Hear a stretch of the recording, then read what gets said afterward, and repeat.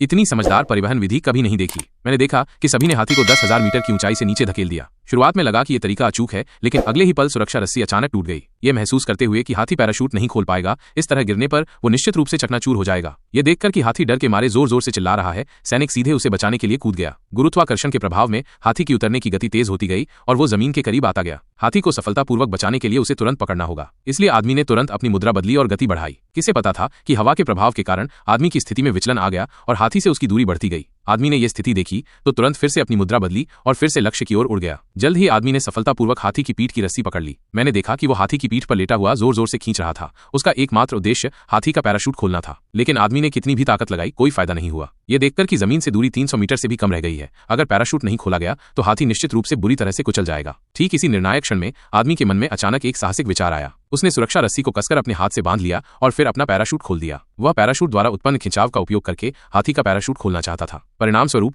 Parachute आधा ही खुला था कि सुरक्षा रस्सी अचानक फिर से टूट गई। इस समय जमीन से दूरी 100 मीटर से भी कम थी। ठीक इसी जीवन और मृत्यु के महत्वपूर्ण क्षण में हाथी का पैराशूट अपने आप खुल गया। अंततः हाथी बाल बाल बचा और सुरक्षित रूप से जमीन पर उतर गया।